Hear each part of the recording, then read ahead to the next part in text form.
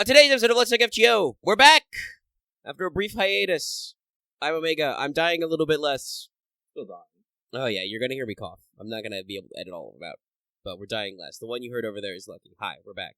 Gonna talk to you about new JP stuff. No longer just, back-to-back reruns, doing something new. And we do got a little bit of stuff for anniversary going on over here in the English version as well. That OQ main interlude. Couldn't really stretch out those vowels as much as I wanted to. Anyway, that's us. Let's Talk FGO. Yay. Yay! And with that, I hope everyone's enjoying Fate Grand Order, aka Countdown to Annie. And while we here at TMA like to bring you the latest in FGO-related news and memes, we will be talking about current and future events for the JP and EA version of the games. So anyone not wanting spoilers should brace themselves for speculation. Yes, something like that. There it is. There's Louise. You're gonna hear me do that a little bit. Probably hear me down here, but other than that part, I'm perfectly fine, chat. That's why we're doing the show. But to thank those that help us do the show, it is now the time of the episode where I thank the patrons.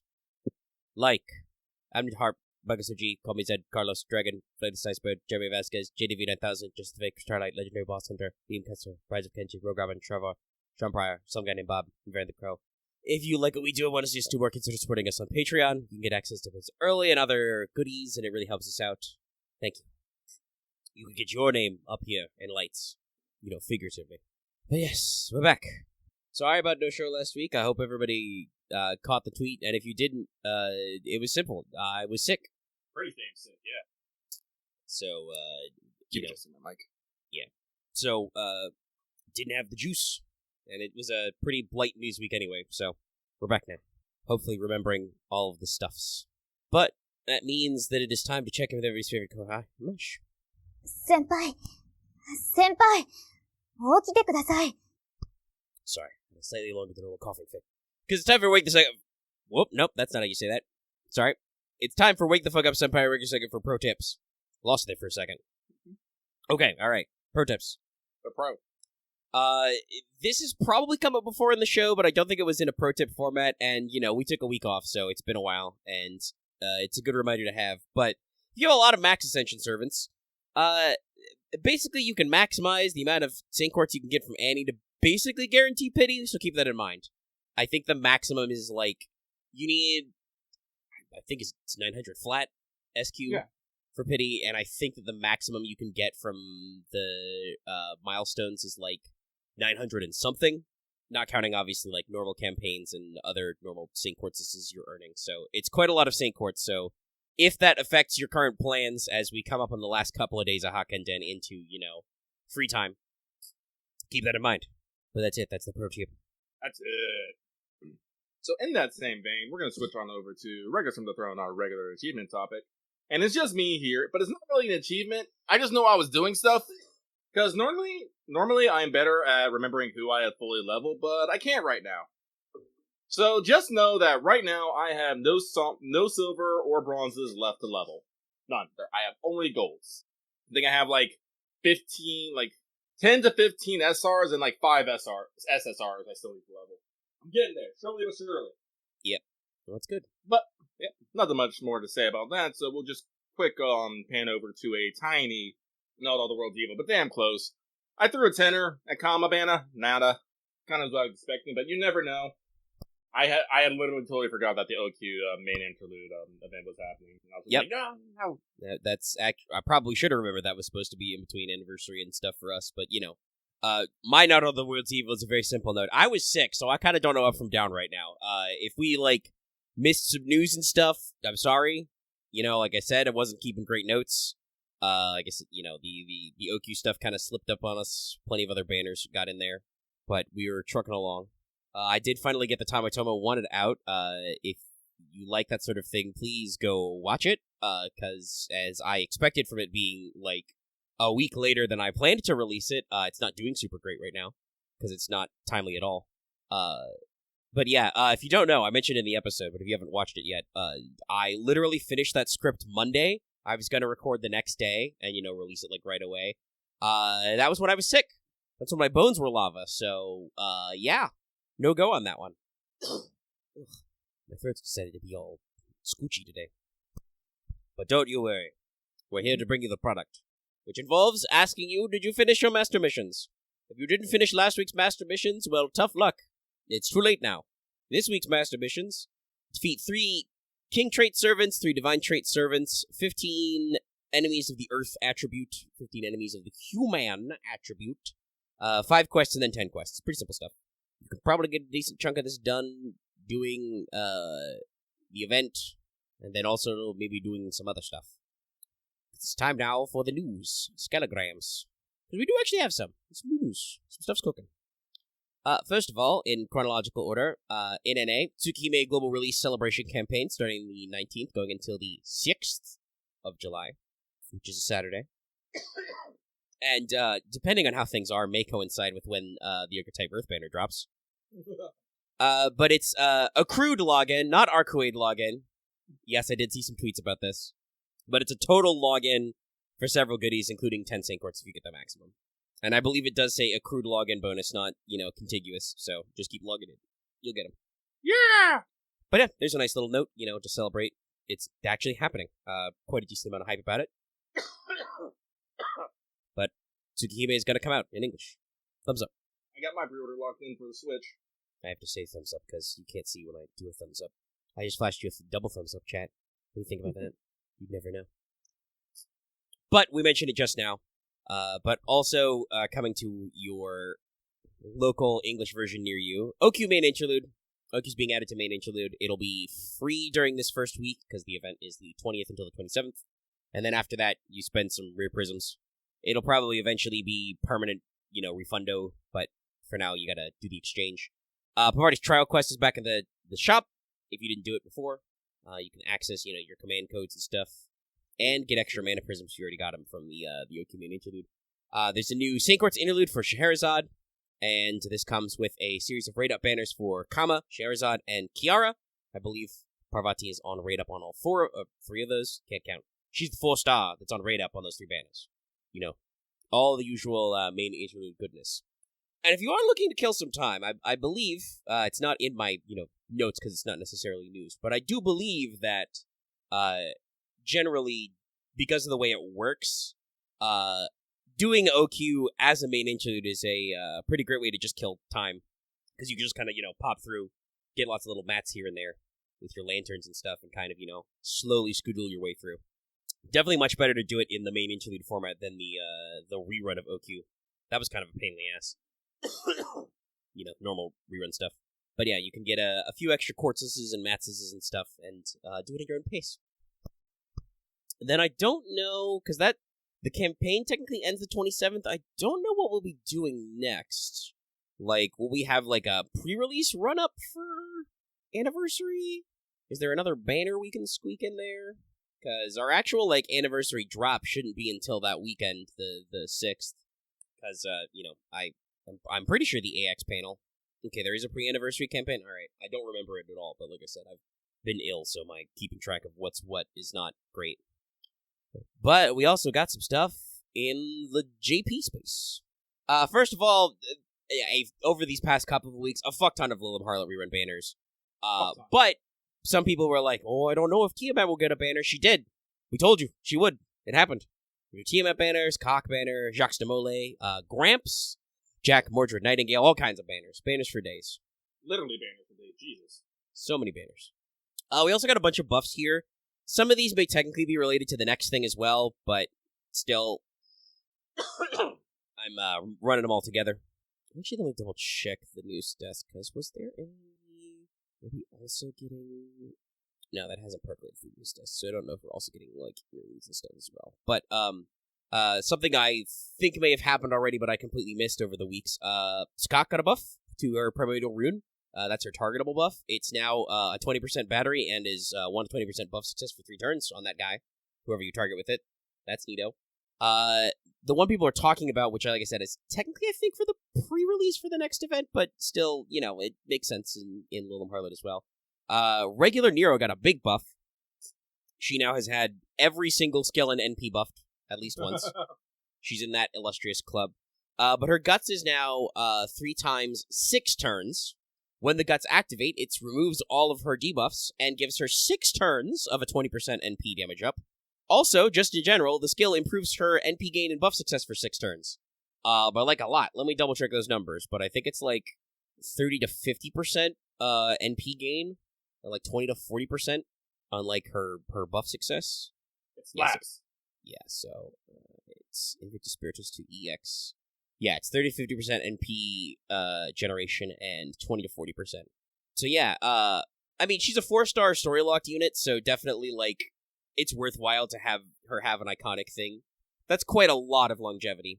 I think some people will be out here saying, like, oh, well, if you just use Castoria, it doesn't matter. But trust me, it does. How many fucking invuls are you racking up? Are you getting multiple levels of overcharge every time? Those purge defenses only last so many hits.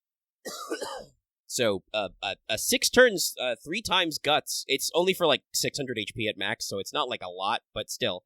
Multiple guts, cleanse debuffs, get some NP back. It's pretty good. Good for longevity when you gotta grind out some of that stuff.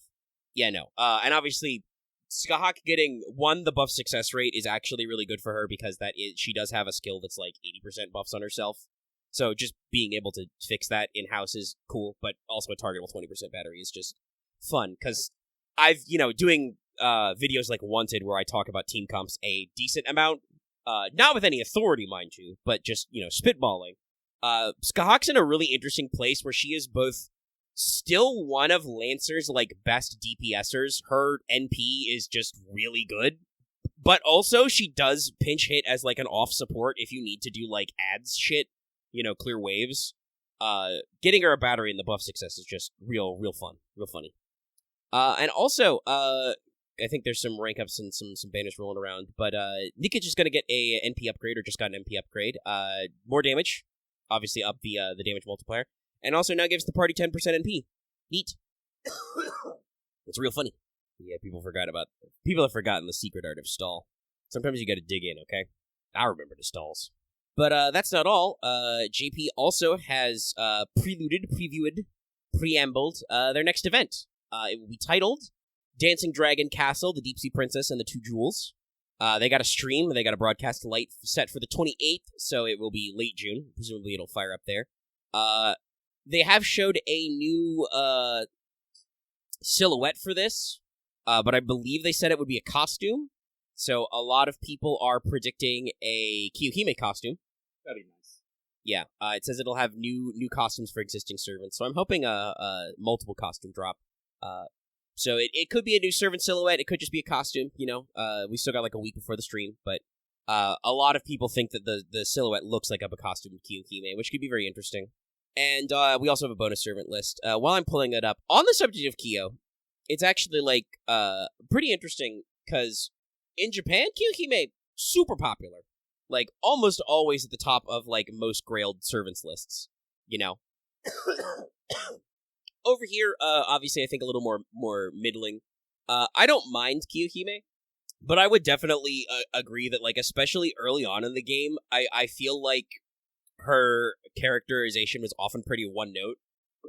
Even when she comes back in Trom, it's a lot of the same, like, stuff. Yeah, I do think she's written better regardless, more recently than later. Yeah. So, getting her as a focus point for an event could be interesting. I don't think anybody minds that possibility. It's just, like, she kind of has a gag, and apparently, Japan finds her one gag really funny or endearing, because they really, really like her over there. And, obviously, different cultures, different strokes, different folks.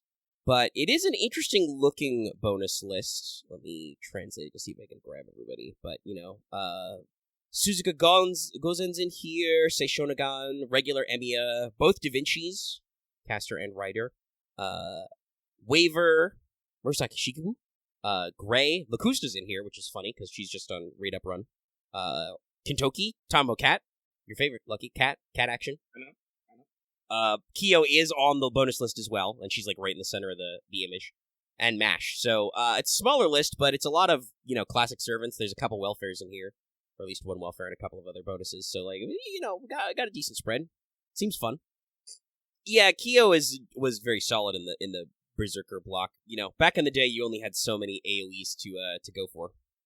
Oh, I mean, it's got a little more breadth than what we're rocking right now in Hakkenden. It's not oops, all archers. But yeah, it's still it'll be a fun list, so it'll be good to see. Obviously, a lot of people are like talking about 2 jewels and deep sea princesses, thinking obviously Otohime, Yep. Maybe some Urashi Wataru type stuff. Yep. Classic Dragon Palace. So that could be super fun. And like I said, we're probably gonna have to wait about a week to get the info because of the stream. But still, it's neat, and it does say, or at least people are translating it as saying, costumes for existing servants with S's. Don't ask me what I'm Be saying. good to get a good drop of costumes. Yeah. And obviously, as usual, JP's still setting up for the whole next FGO Fez Expo. They got like a teaser trailer for the event. They're showing you some funny images. TIAMAT with laser gun. Face TIAMAT, let's go. Oberon chilling. A lot of people invited with that one. Some good looking costumes. I think this is the most dressed Maeve has ever been. Yeah. But yeah, just rocking our usual graphics. Oh, actually, because I was scrolling up, that does remind me though. Because it was funny to point out that during Golden Week, FGO top earner, ranked most profitable mobile game in Golden Week this year. Not surprised. So yeah, we're cooking. If you're part of that, it's so over crowd. It's not over. In fact, we're back. Sorry, I had to rein that one in. I thought that was going to be a simple cough. That almost got away from me. But speaking of being back, hey, Samurai Remnant's still releasing DLC. Yeah. Just got a new one. Looks fun. People are saying the new characters are cool. It was what's his name? I've fucking forgotten. I was dying during the press cycle. He's Chinese, I believe.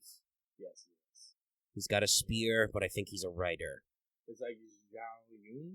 Is it Zhao Yun? Is that the name? Sorry, I don't know why, but our both our FGO channels have been pretty active. They're slamming lately. Where have we been? All right, I know it got posted in games, but I've lost track of where it was posted. Anyway, there's a new guy and there's a new lady.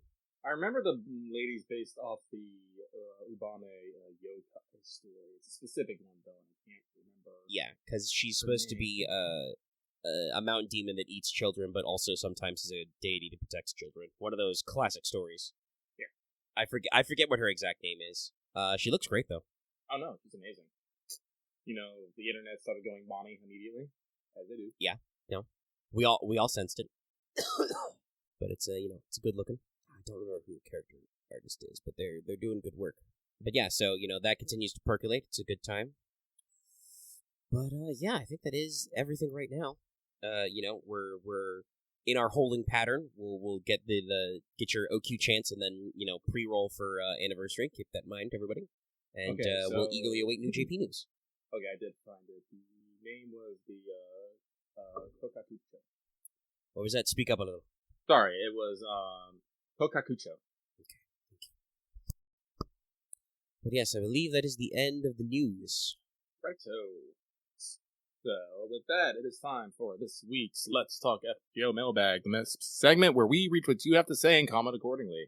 This week, let's get one last refresh, just to see if anything's changed. It did not. We have seven lovely submissions to get through them, and I don't see any reason to hold off, so we'll get to them right now. The first one comes from... I do want to ask, actually, because this is the first time, because I was dying last week, that I've actually read what you posted.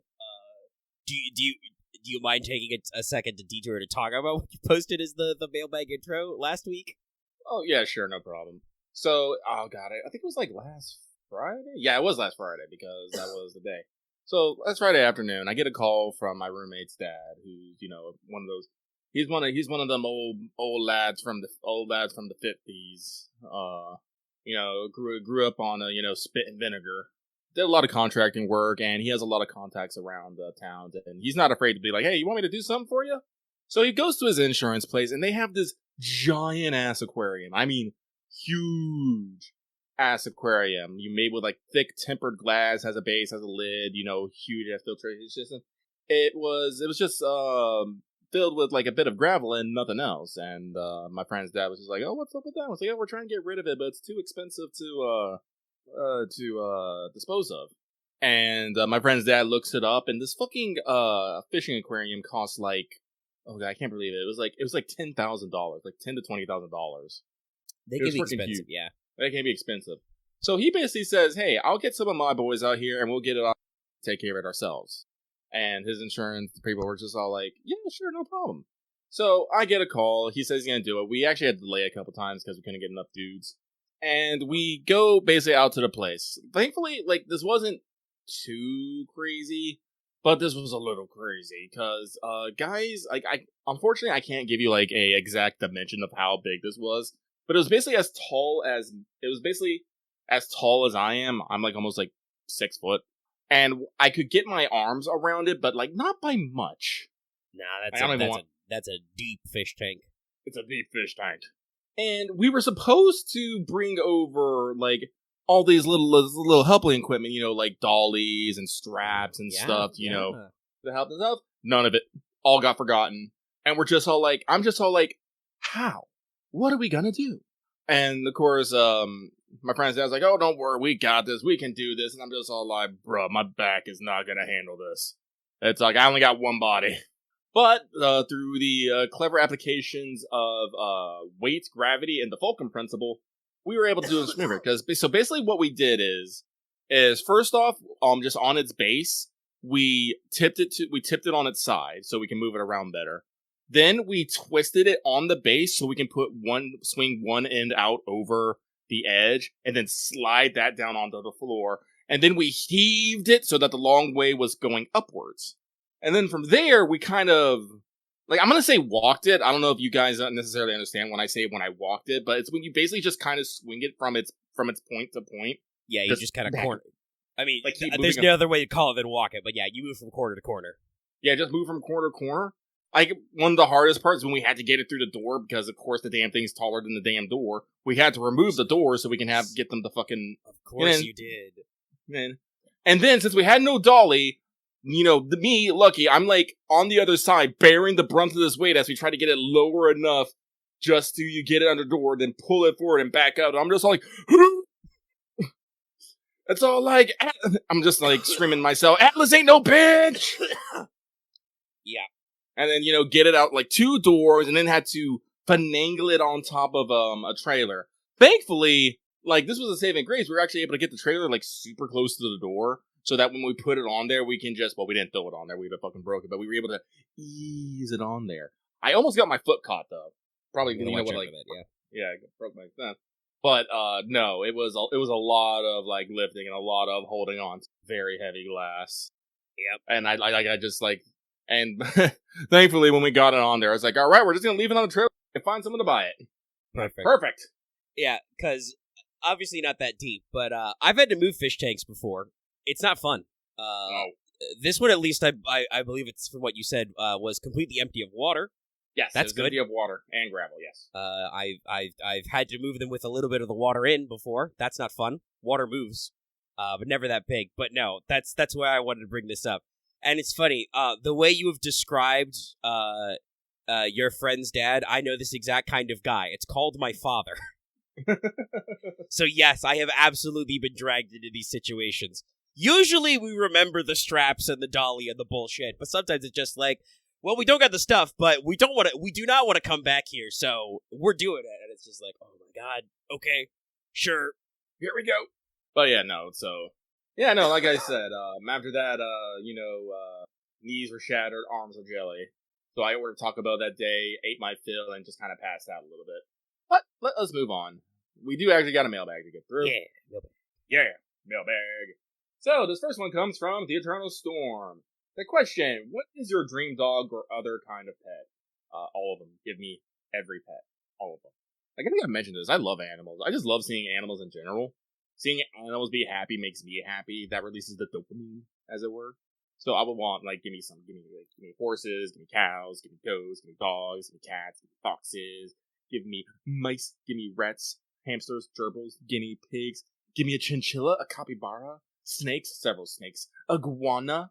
Oh, I love an iguana. Several birds, like some of the small ones, but some of the big dudes. Give me a cockatoo. Give me a cockatoo that, like, rocks out the music. That'd be the best. Buns. A rockatoo? Yes, a rockatoo. Bunnies. Give me lots of bunnies. Oh man. No, not a gator. You don't want to keep those. I mean, if I can get a gator, I keep a gator. I don't think they keep well. They like to wander.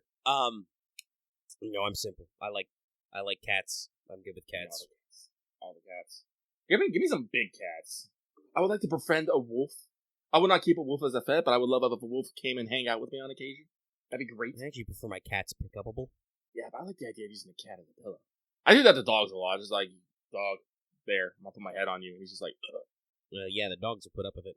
Well, that's true. Some cats will suck it up too. They're big goofballs, but cats are sometimes ornery. They can be. But no, like, I think most, like, honestly, like, I can't, if I had the means to take care of it, like, in the budget, there's, like, probably not many animals that I'd be averse to having as a pet. Probably the more averse I am is probably how likely to kill me, probably. I mean, because you do see occasional videos of humans who have befriended, some big cats, like a tiger or a lion. They're like, hello, we are friends. Yeah, I'd totally take a python. Give me a reticulated python. Give me a female reticulated python. Those are the long ones. Yeah, those are big. Big. And honestly, I'm pretty sure pythons are pretty chill. Oh, yeah, pythons are pretty chill. And yes, a hippo is off the table. I will say that is probably on my list of do not want. See, if I could have like a great white as a pet, I'd do that. Still would not want a hippo. Sharks are also, I think, pretty mellow. It's just you'd need the fucking space for it. Yeah. Great whites are big. Probably would not have a whale as a pet. I do not even want to think about the cost on that. Like, bruh.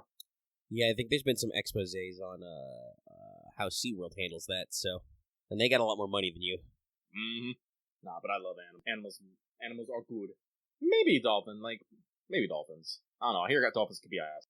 But if I had to narrow it down to two, I could probably only go down to two. You can't make me pick. I pick a bunny and a fox. Dear patrons, I've posted a picture of animals in general. Animals. It's still my dreams of probably to build like a nice big rabbit hutch and give me a couple buns. Oh, so with that though, I think we're gonna keep on going on. So this next one comes from Monster Girl Aficionado saying, "Dear Lucky Omega, no question this week, just sending good vibes, wah, and wishing you well. Keep up the great work. I hope that both of you feel better soon. Take my well wishes, give them to Omega. He definitely needed more than I do. Yeah, I don't know. Have your knees recovered since last week? Oh yeah, no, they're better. I spent most of the day up and about moving around. Yeah, so I'm still getting over it. But with that, let us keep moving on. This next one comes from the Tyrant King, making sure he has enough embers for the summer gauntlet. Actually, I know I got enough embers to get Summer Buki to level 100 because I have I know I have enough scores. I actually checked the XP calculator.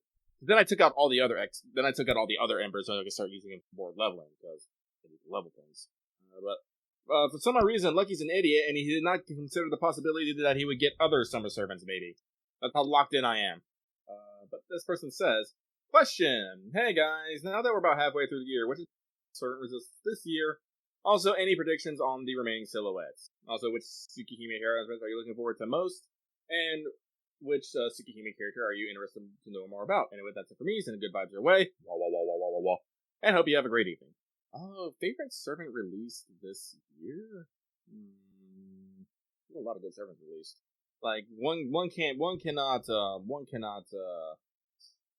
ignore the Dawn, for he is great, and Grimhild is great too.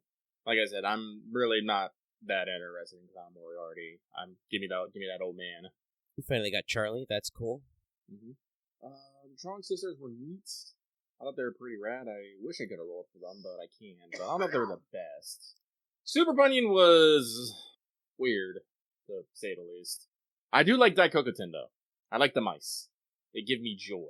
And here we got Baiken, who, again, I really don't have strong feelings on one way or another. Kamitomo is just fucking rad. He's a sick-ass archer robot that's sick and ass. Yes. Still don't ask me how he's supposed to be a human man who was married probably a couple of times and had some kids. Robot sex. He has all the relevant attachments. Some of them have additional functions. And obviously over in JP, we finally got Mary Alter. That was pretty cool. That happened this year. I was just strictly thinking in A. If we start adding a JP to it, I'm gonna fucking lose my goddamn mind. Space, keep on slipping. Keep a long section. Honestly, I can't really pick. Like, I don't know, like, I like a lot of these serpents, but none of them, like, immediately jumps out to me, and I go, this one. This is the one. This is the best one. Like I said, I'm kind of fair weather like that. Well, and the, we're still, not chilling, but, the year is still progressing along. Yeah, no, like, ask me in a few weeks after we get Summer Buki, that'd probably be the best time to ask me this question. It's like, if I remember, like, this year I was fairly blasé about a lot of the characters coming out, except for the summer units, and maybe Britomart? I don't know. I think we were pretty hyped to finally see Charlie. Oh, yeah, we were. But yes, no, it was definitely a little bit of a leaner year. Like, not that the servers aren't I know a lot of people are good going to be, and the stories are good, it's just Lucky has about. a very specific set of desires and wants. Yeah. And obviously a lot of people are going to be nuclear about Archetype Earth, but I know neither of us was quite as crazy excited. No, but speaking of Archetype Earth, when it comes to Tsukihime, again, I played it so long ago that I cannot remember, so I am just gonna go through it and enjoy it as it. Just learn, insert lore into body. Hopefully I retain it this time. We were talking about Persona 3 the other day, and I'm just like, I can't remember. I know I beat this game. Clearly I, did some fucking magical bullshit, and I unlocked some hidden secret, and someone had to fucking come out and bonk me over the head, so, to protect the fucking world or something. Clearly. But, I think that's it. Well, actually, no, excuse me. Amanda, do you have any thoughts on Tsukihime? Any vibes? Not at this time. I have no particular feeling. I know some of the rough plot beats, but I'm not super familiar with it, so... and I know better than to wade into a visual novel heroine debate without being properly armed. So, we'll see what we see when we see it. Sorry, I'm stuffing that as a... Sure. What is Jeepers Creepers trending? Probably someone getting blasted or something. I guess people are just posting... Oh, there might be a fourth Jeepers Creepers. Well, good for them. Anyway, mailbag. You don't care about Jeepers Creepers, chat. So, let us move on. This next one comes from the Mobile Humanoid Ballista. Wow. Hey folks, no question this time, but I will say that I am happy and excited for Skahak's skill upgrade, giving her more oomph, as she is one of the few servants that got me to play FGO. I'm also looking forward to getting Tsukihime next week, as I know everyone else is, and we'll try to put some playtime into it before the anniversary. But anyway, that's it. That's about it, folks. Have a good weekend.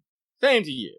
I am also excited for the Skahak love. It is very nice. Very, very nice. But we're going to keep on moving on. So the next one comes from Cahulian God, who says, imagine if you were to participate in what Iskander coined as a Grail dialogue, basically a debate between servants and or masters over who should get the Grail, servants or masters over who should get a Grail. I'll bet a weaker one due to lack of bloodshed. Let me get potential to material wishes. Who would you want as a servant, and would you be the speaker, or would you have your servant be the speaker? Well, excuse me while the fucking Jeopardy theme plays here for a second.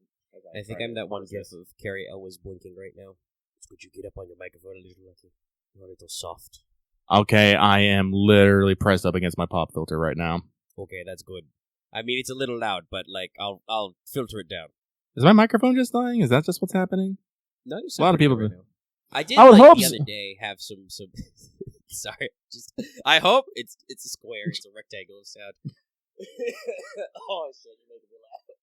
Oh, well, suffer, motherfucker. You don't understand. Right now, the pop filter is going between the bridge of my nose to the side of my mouth. No, I can tell. It's really in there. Like, anytime I, so much as wiggle my nose, I send my microphone flying. Yeah, no. It's a little... Well... That right there says a lot, Axe, that you had Lucky at 125. What do I have Lucky at right now? Oh, excuse me. Sorry. 106. Let's try flat 100. Oh, you want to do some Lucky ASMR? Do you want me to start reading, banana bread recipes or something? I'm sure somebody would watch that if we put that out. But yes, we're finding the balance of the audio. We're audio mixing live. Sorry, Lucky really got me there. Shit, where was this action all day? Okay, drink some water. Alright, okay. I don't think we're gonna... This question's gonna get a better answer than what happened just now. Ingredients: 2 cups, 250 grams of all-purpose flour, spooned and leveled. 1 teaspoon baking soda. 1/4 teaspoon salt. 1/2 teaspoon of ground cinnamon. 1/2 cup, 8 tablespoons, 113 grams, unsalted butter, softened to room temperature. 3/4 cup, 150 grams, packed light or dark brown sugar. 2 large eggs, at room temperature. 1/3 cup, 80 grams, plain yogurt or sour cream at room temperature. 2 cups, 460 grams, mashed bananas, about 4 large ripe bananas. 1 tablespoon pure vanilla extract. Optional, 3/4 cups, 100 grams of chopped pecans or walnuts. I'd go walnuts. Also, I'm glad it specified how many large bananas that should be. What, you guys want me to just choke up on my mic and rail the tales of Genji? Pay me, I'll fucking do it.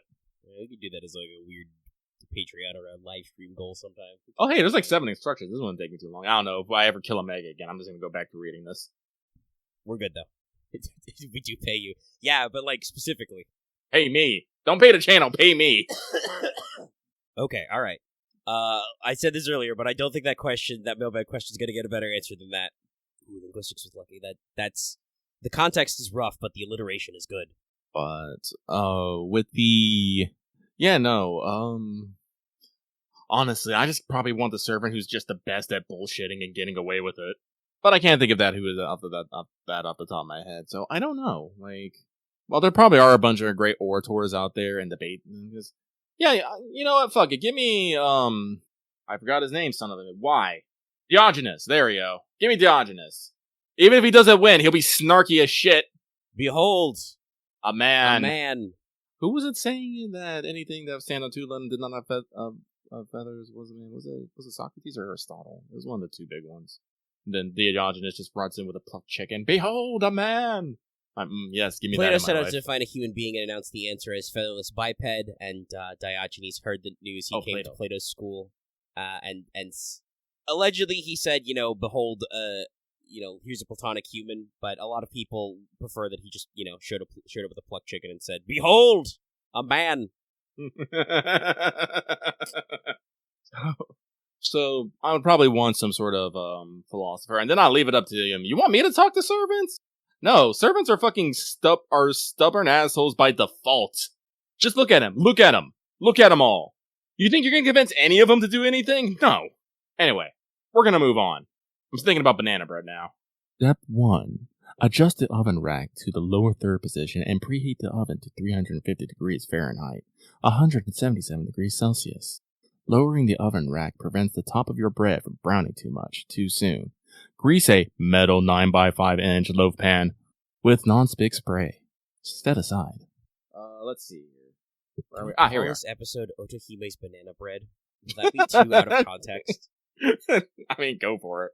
You might click. They might be wondering what the fuck we're talking about. Alright, so this next one comes from Saving for Summer. Howdy, Luck and Omega. Hope your event farming is going well. This week, I just had a short... Oh, excuse me. There's no comma! Howdy, Luck and Omega. Hope your event farming is going well this week. I just had a short question this week. Now, comma. What is the next Fate work that you think we'll get news about? Fate Extra Record, the Strange Fake Anime, Samurai Remnant DLC, FSN Remake, or is there any other fake works that you expect we'll get hear news about next? P.S. My arms are tired just from reading about your adventures with Tank Moving Lucky. P.S.S. Hope you're feeling a bit less goopy as well, Omega. Well, joke's on you! They came out with fucking Samurai Remnant DLC. Yeah, I know. News when first. This was posted a week ago, guess what? It turns out it was the Samurai Remnant DLC. After that, I think I've heard some rumblings about maybe some more info about their plans to re-release the bigger Fate Stay Night. Yeah, because we should be hearing about that sometime. I do believe they said it was going to come out this year. Yes, that's what I recall. So probably at Annie. Yeah, get a date maybe. A quarter, a month. I guarantee it's going to be winter 2024. Sorry, I had to step away for there for a second. Yeah, it's fine. So yeah, if anything else, probably, yeah, definitely the FSN HD treatment. I don't really want to say it's a remake or just I They're mean, taking you never know. Nasu might announce a remake, but I don't think he will until he finishes the other half of Tsukihime. If I remember correctly, they're taking the PS2 PSP version. Yeah. Fate Stay Night and just bringing it on over. Technically, the version that I think is available on has been available on iPhones and Android for years in Japan. Yeah. Maybe we might get some graphical touch ups, and they might redo the music again. But yeah, we should get some news about that. I'd love to get more extra record news, but I don't know when we'll get it. Eventually. But last but not least, this next one comes from Bargus, the Big Fey Dog, who says, question, most summers we get one Artoria swimsuit. With only a few left, who do you think will be next? Give me, I think I've been saying, yeah, I know, I think I've been saying this for years. Give me Artoria Lancer Alter. Give her. Also put her in the event story so that, she gets more characterization. Yeah, she's barely the most exists. underutilized Artoria. Even if she's the villain, she'd be a better Summer villain Storm than King, come on. Shit writes itself. It really does. I'd let her rain on my parade if you know what I fucking mean. Nobody knows what he means. But alright, cool. As I itch my eyeballs, that's mailbag. Thank you. That's mailbag. Step 2. Whisk the flour, baking soda, salt, and cinnamon together in a medium bowl. Set aside.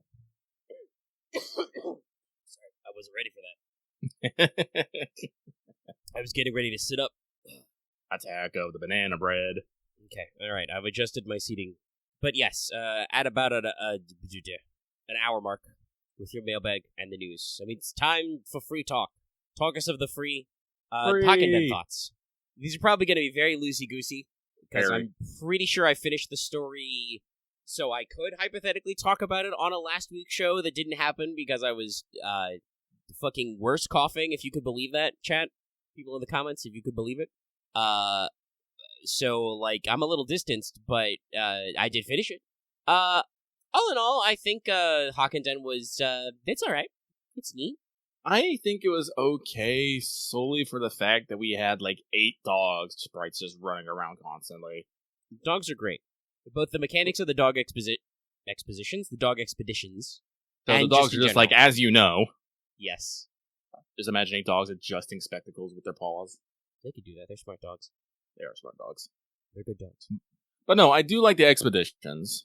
Like I said, just sending them out and coming back 8 to 12 hours later, and they just bring me goodies, including, 5-star embers and 3 million QP a pop. I do wish that the materials were a little bit more spread out. I was actually double checking, which I didn't have a lot of, and basically most of the materials I had, I was doing pretty good on.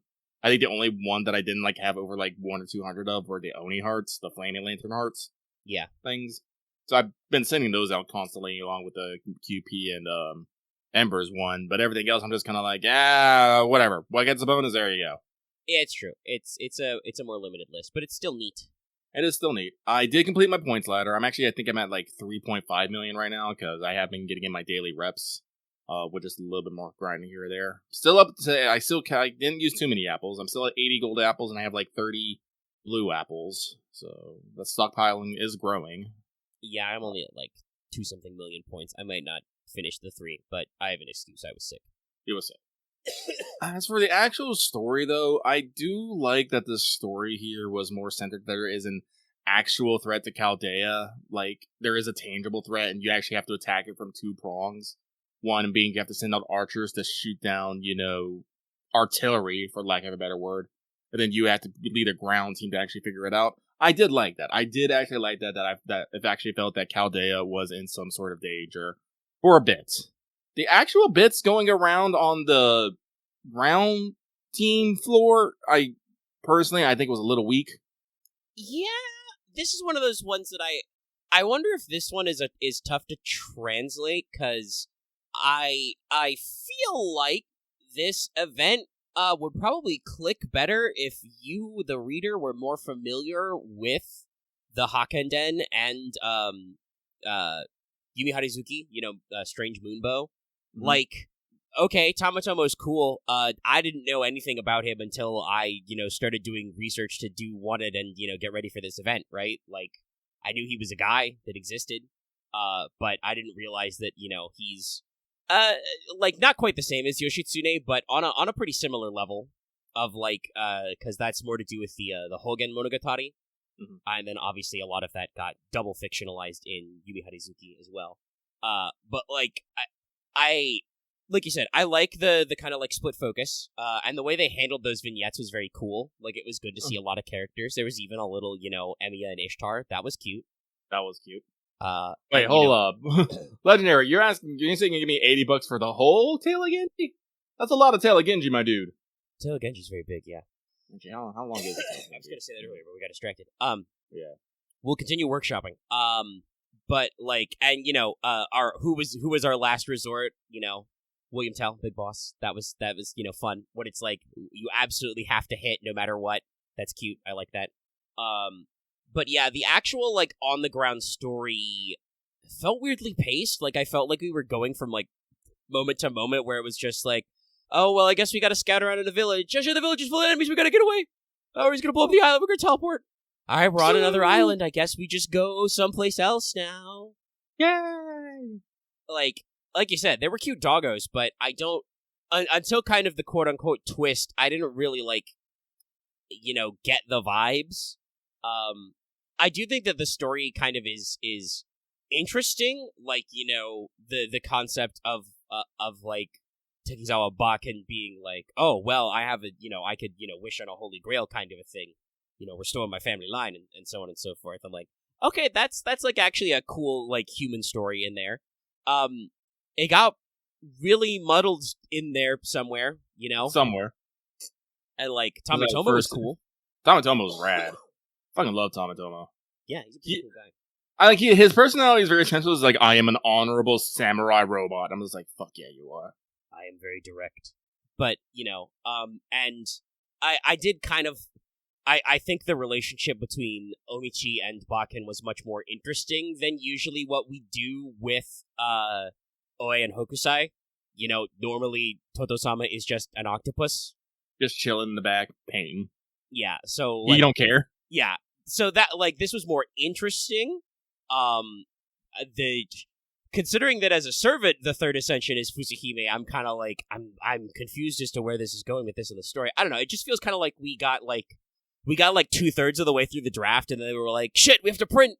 So it's got some rough edges, and like I said, I don't know if maybe it resonates better with the Japanese audience because they would be like probably much more familiar with these works. Like I said, Bakken's a big deal, and obviously I get that he's a big deal. It's just that I haven't purchased my copy of the Eight Dog Chronicles. I could though. I'm pretty sure you can buy translations off Amazon. I should probably do that as well. I wonder. Hopefully it's in an easily accessible format. Motherfucker took like 100 and something volumes. There's a lot of Hakkenden, chat. It took him like 20 something years to write all of it. But yeah, so like I like the characters. I liked how much like Izo and Bargast we got, shit like that. But yeah, it was one of those moments where I'm like, well, this is like I said, the story twist is like very understandable, like I understand what Bakken is getting at. I don't like dislike anybody involved here, but it definitely kind of like was a moment where I'm just like, getting from point to point was weird. It's like we kept making jumps from scene to scene to scene, and it didn't really flow well together. Yeah, it feels like this maybe could have been an event that benefited from like a map of us like exploring these other little islands and not just a list, because we just kind of like you said, did stuff. We just kind of jumped from point to point. I think it's fair Archer though. segment was arguably more cohesive because it was just like, all right, next wave. Yeah, they're having a lot of. But I guess it makes sense because if you think about it, the past few events have all been like map events because we had we had our collab, we had Sea Monster Crisis that had a map that had some fucking graphics in it. Someone was fucking working on that shit. It's true. On that, so honestly, they probably I am not going to actually put assumptions on what the staff are doing and whatnot. But I am under the assumption that with this and their pre-Annie crunch to get whatever they were trying to get out at the time, maybe this event didn't have enough time to cook as maybe they would like. Like maybe the writer had something much more elaborate plan, but they had to snip things down for size and rush it to print. Yeah, and it's true that obviously for us we're real crunched up because anniversary, but. In JP, this was a pretty sparse area. I could see them maybe ripping it off a little faster than they needed to. to make sure we got content.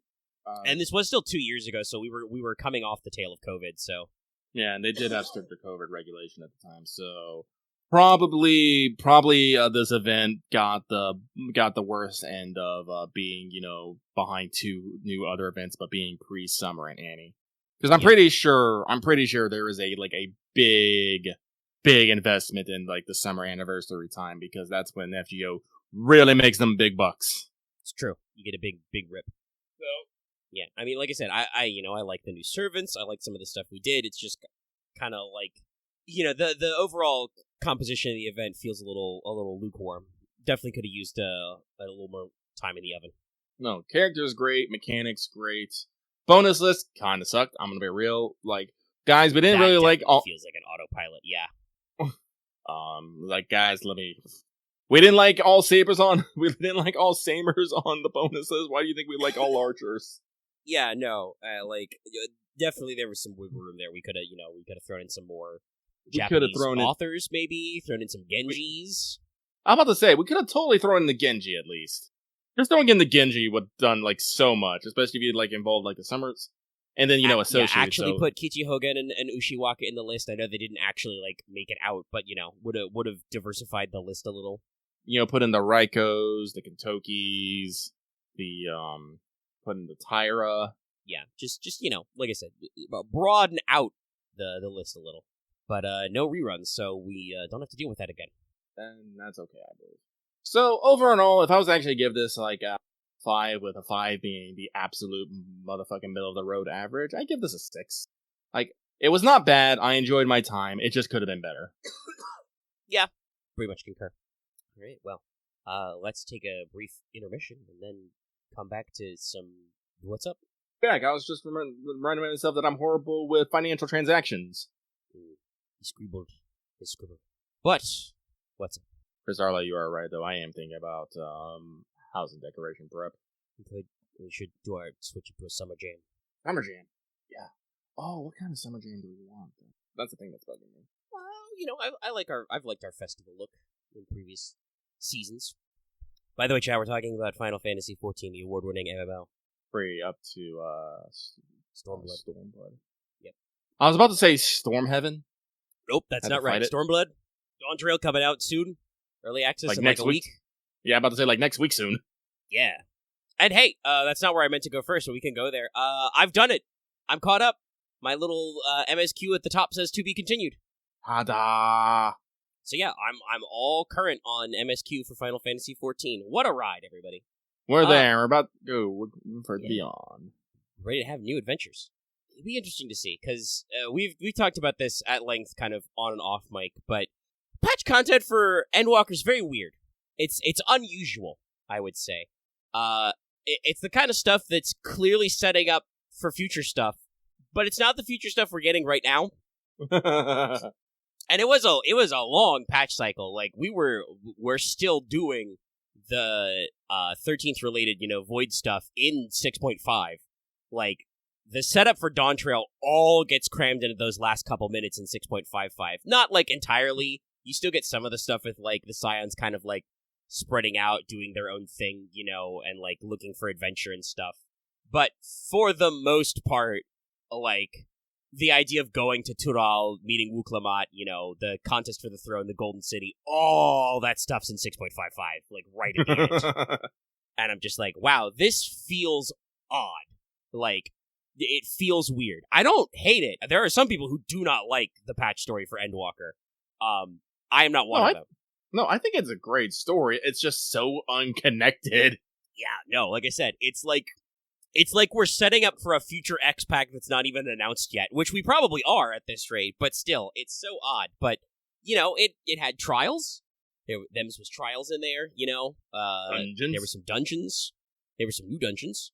And it's like, it's cool, we met some characters. Zero's real neat. Kind of sad she didn't get to hang out with us forever. She just went her own way. It's true. Like I said, hopefully, future content. Golbez was pretty cool. Love his voice work. The four fiends were for 4 bozos to defeat. They were perfectly fine. So yeah, it was a good time. And obviously, like, it's really interesting to me. I think overall, like, conclusion-wise, Endwalker's real good. It's real good at wrapping up a lot of the stuff you got going on. And it definitely has some of those hell yeah moments, going through, like, all those final areas. They feel sufficiently weighty, to go through all of that and to actually, fight depression. And then you get your fucking Metal Gear Solid 4 moment at the end, which I also was like, oh, hell yeah.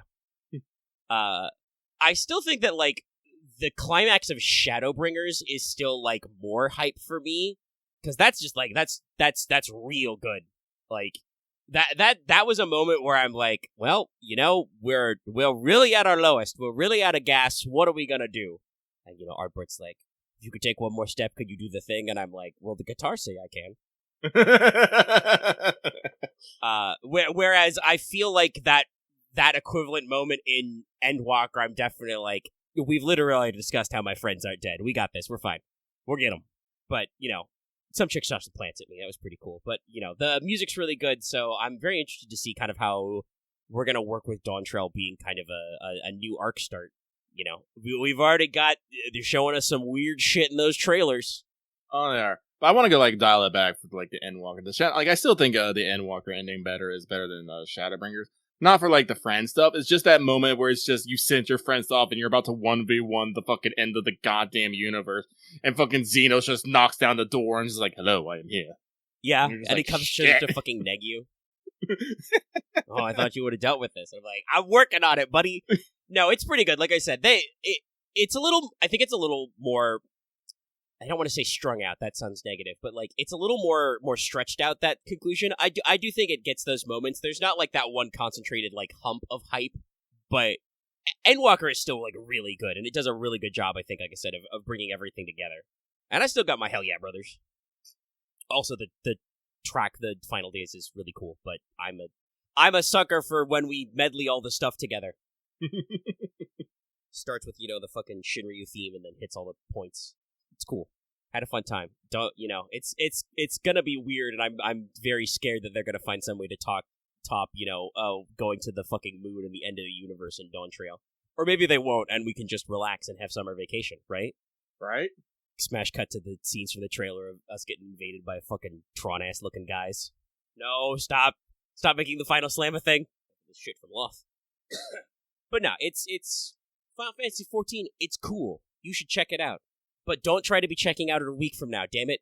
I know Yoshi P says they worked on making the cues better, but we'll see what's up. But yeah, it's a new season. We'll do a new house decoration style. We like to rattle around. Probably adjust my blams and stuff. I don't think I've got too much that's good for a vacation. I do think I have some swimsuit stuff finally in my back pocket. Yep. But the thing that was first on my list was I wrote it as Helldivers 2, Nam! Helldivers is back, baby! We're so back. But yeah, Helldivers had their really big patch about a week ago now. Mm-hmm. Very comprehensive, and there's been some hot fixes to some things that have cleared up. All in all, though, I think we're having a pretty good time with the patch. The big thing is that they reverted patrols and spawns to the way it was previously, in general.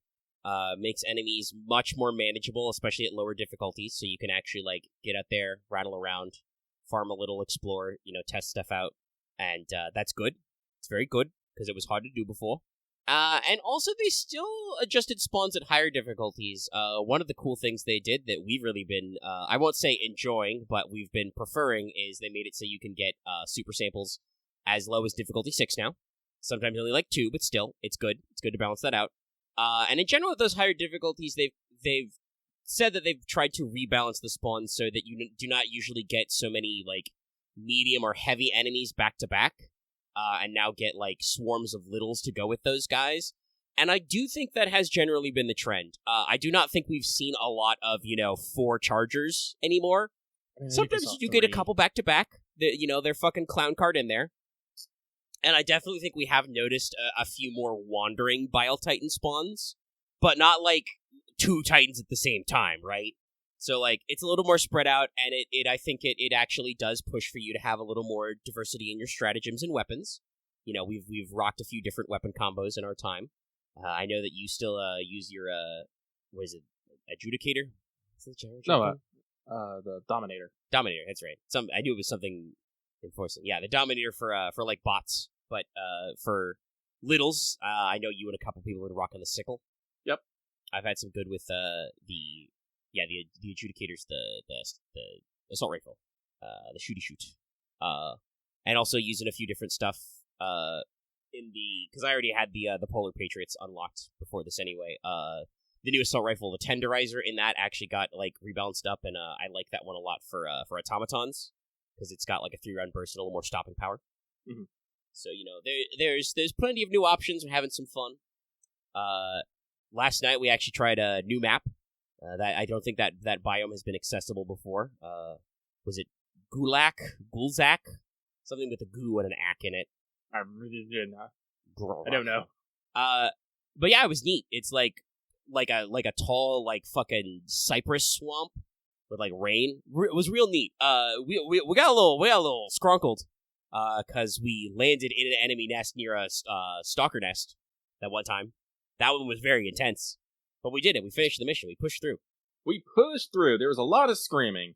Yeah, but no, I think overall it's been a good to take that slower time to do those patches and do that balance, and it seems like we're having fun. No comment on the new war bond yet. I need 20 fucking more super credits. Farming afternoon, still don't got it. I did a little bit of farming. I mostly popped on today to test out the spear because how did it feel? It seemed like it was working from a backseat perspective, but no, it was working great. It locked on quick and wasn't too funny. I still need proper line of sight, so if I am blocked by like a chest high wall, still won't get it. But if I get up a little bit, locks on quick and easy and fires off smooth. I do know that they've been saying that actually I do believe it's more reported there is a crash to desktop bug involved with spears. They don't know exactly what it is, but just randomly people will just crash the desktop if someone has a spear. So that's what mostly I was testing it out, and it seemed to be working all right for me. I know you got kicked out a couple times when we were playing earlier, but I don't know if it was like a full-on. My internet was being weird. I was getting kicked out of. I originally was planning on doing some 14 today, like grinding up machinist, but I kept getting kicked out of that. So I was like, I saw you on Helldivers and was like, let's try that. So I think that was mostly just on my end. We did see some weird graphical stuff today. The great question mark. The great question mark. But like for the most part, the spear was cooking. Automatons are still automatoning. Personally, I do think I like fighting automatons more than I like fighting bugs. I not that I necessarily want to believe common wisdom. Apparently, the internet thinks that Elite Extraction Pilot is bad. I don't know why you would think.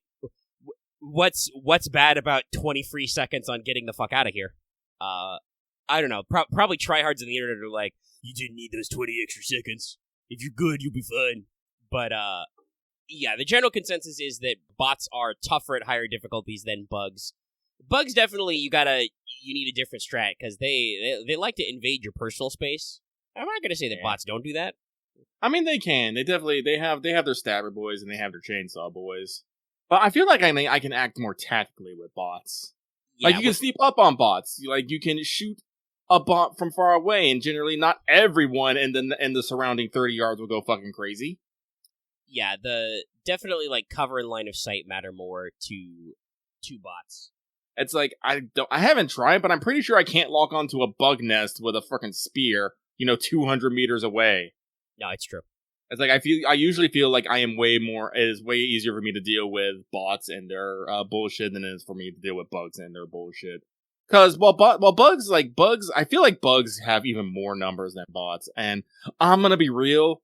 The little scavenger guys, they're numerous, but they're not very apparent. Fucking hunters, though. Fucking hunters. You get more than like 5 hunters coming at you, one of them's gonna fucking hit you. Because they are literally programmed to circle flank you. And I'm pretty sure they're programmed to circle flank you opposite way. So if you're tracking one way, there's another one moving behind you to get the different way. Oh, and they're I mean, I would say they're cheaters because we have great big green laser lights sticking out of our guns, but they are crosshair aware. They will try to jump your muzzle climb. Yeah.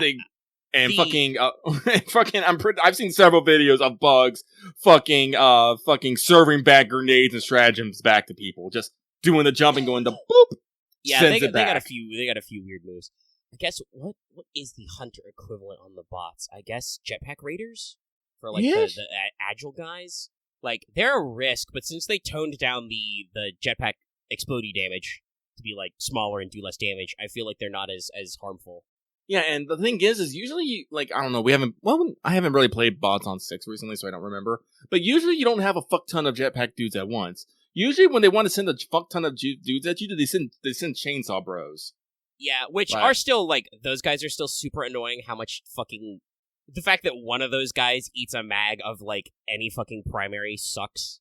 Yeah. The thing tenderizer about... is literally, like, 95 damage, and I can mag dump in those guys, and they still keep coming. Yeah, but the great thing about those guys is even they are tanky, chunky pieces of ass that will completely grind you into meat if they get close, they come at you at a straight line. And only a straight line. They don't try to flank, they don't try to move, they go on the direct from point A to point B to you. That's how most bots actually act. They use very little in the way of they don't have a lot of pathing, because it's because they're most of them are also ranged attackers. And also, I swear to God, bugs just pop out of the ground sometimes. I mean, behind me. They technically do.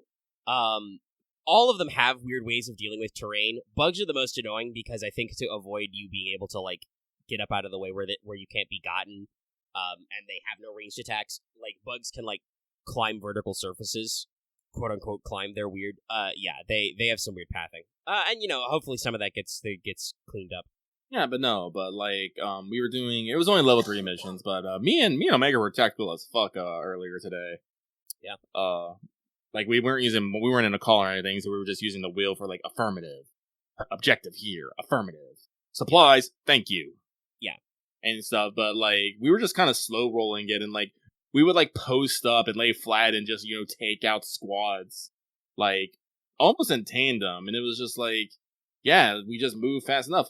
Also, I do want to say this, bots, you have a couple seconds to actually shoot out the fucking, the reinforcement beacon. You get the red light, it takes them a second, you can shoot them. I have almost never stopped a bug from calling in a bug breach. Yeah, the bug breach signal is weird. I wish it was as easier to stun them out of, because you can stop it, it's just hard to guarantee, because I think you have to, like, completely kill the bug fast. And sometimes big bugs can call them in, which sucks when they're chunkier. Yeah. So, no, it's like... we were doing a Marfark and just, ambushing guys in blizzards. No, that was fun. Like, I love Marfark. I love the blizzard because I love the winter planet because it has a great line of sight, and I genuinely enjoy when a blizzard comes out and you're fucking blind, you can't see shit, and you're just like, oh my god, what is that? Then bots come out of the fucking snow with their red lights, and you're like, die! Yeah. Helldivers, atmospheric as fuck. It is atmospheric as fuck. Well, the new major order is on automatons, so we finished the bug one. Oh, we did? So I'm gonna have to go pick up those medals and get more super credits. The mission finished literally as we did when you closed the game and I went back to my ship. I got the 55. Oh, really? Yeah. Damn. Oh, yeah, good. Well, they didn't fucking need us over there then. Nah. And now it's bots. So we'll probably get some bot reps in. Alrighty. God, nice. I'm still gonna be calling you Sarah. Yeah, we haven't tried with the new rebalancing like a 6 and up on bots. So I'm sure we'll form some different opinions, but for now they seem pretty manageable. Some of that I think is just that we got more used to fighting bots because there was a time period when the spawns were fucked, when bugs really sucked.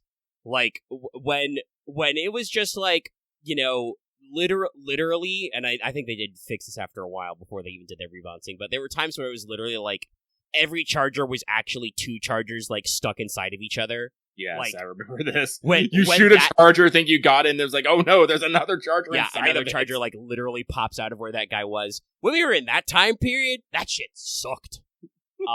I think they've done enough rebalancing to like hit boxes and shit on chargers and weapons that it's not as much of a problem. Quasar to the face usually does it. Get some eats in the soft spots. Drop a rail strike. It's all pretty orderly. But boy, there were some times where it was bad. Honestly, I think we usually do better on bots on bot higher difficulties because I think we're usually better about our loadouts. Yeah, because you and Loth usually you come prepared for lots of dudes. I usually come prepared for heavy dudes. Yeah, because my pack is with bots. It's usually it's rail strike, rocket pods, frickin' either the autocannon or the spear. Bugs and bots respectively, and then some sort of turret of the week. Recently, it's been the autocannon. the auto pick cannon is goo. I love the auto cannon. I like to stand upon it and do the hug emote, so I say, behold my power. Autocannon's great. I mean, all the Autocannon's sentries great. are good now, but the autocannon's always been a solid one. Yeah, so usually when we're running around in the squad, it's usually Loth and Omega clearing out the little dudes, but if I get so much of a hint of a spawn thing, I am there, blowing it up. Even when spears were bugged and not, didn't target as well, I still lugged around a spear out of ever, because, basically, like, I want to say 3 or 4 times out of 5, I can get that lock on. And then, fire it, and then guess what? We are like 200 meters away, and we don't have to go any closer to it. No, it's great. Yeah, and usually I take some stuff for trash clears. Really been loving what they did with the Gatling barrage. Like, it's got a very, very broad area and does a decent amount of damage. But also, I'm the classic airburst guy. Though I know Loth's also been turned on airbursts. Usually bring my big orbital laser just in case. Just when you have a lot of dudes and you're just like, okay, God, smite this man. Just in his Cheerios. Whatever your problem is, laser will get it. Shrieker Nest, laser will take care of some of that. Tanks, Bile Titans, laser in there. Pretty great.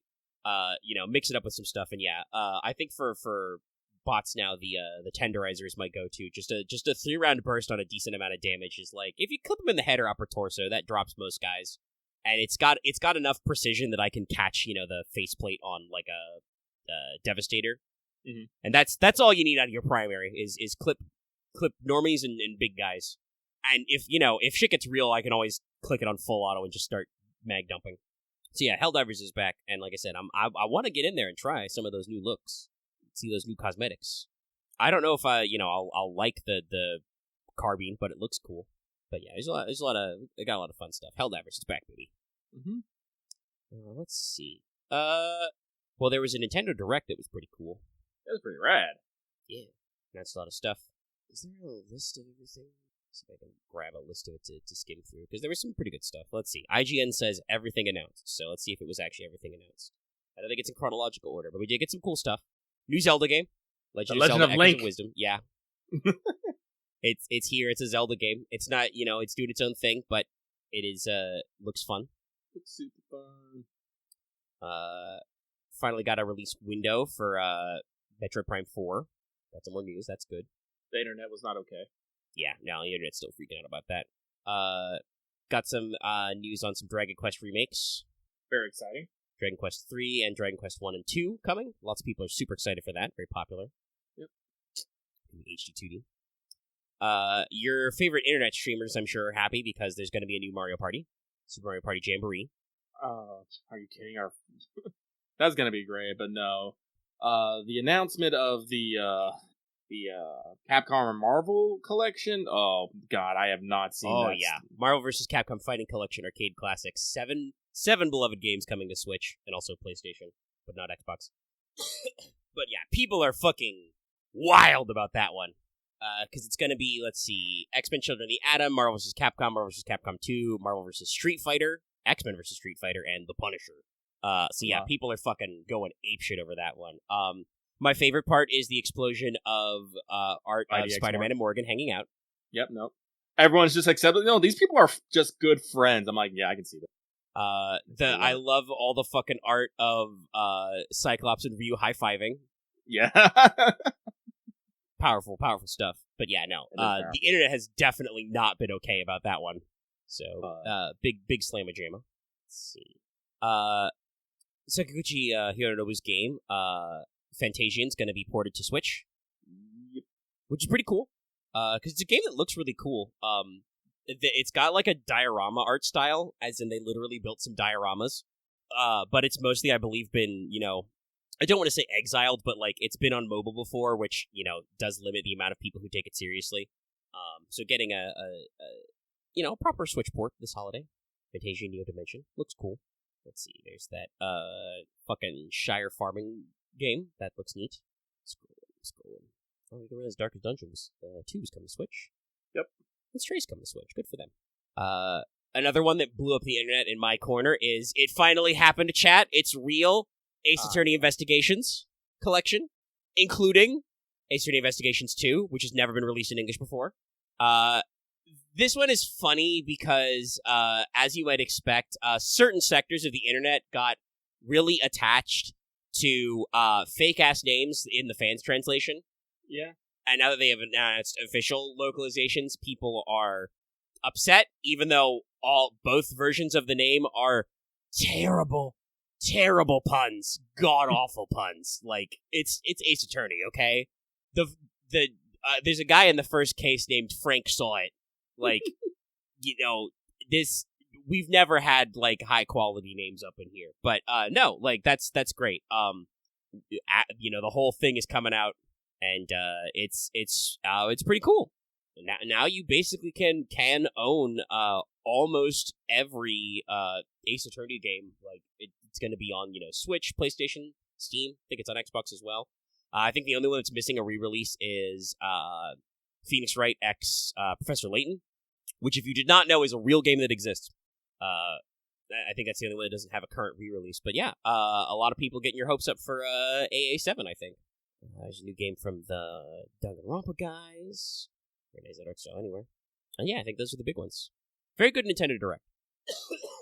some very solid games, and none of it Switch 2 shit. Like, no news on that one yet. That's pretty cool. They're still killing. Yeah, new Mario and Luigi game coming.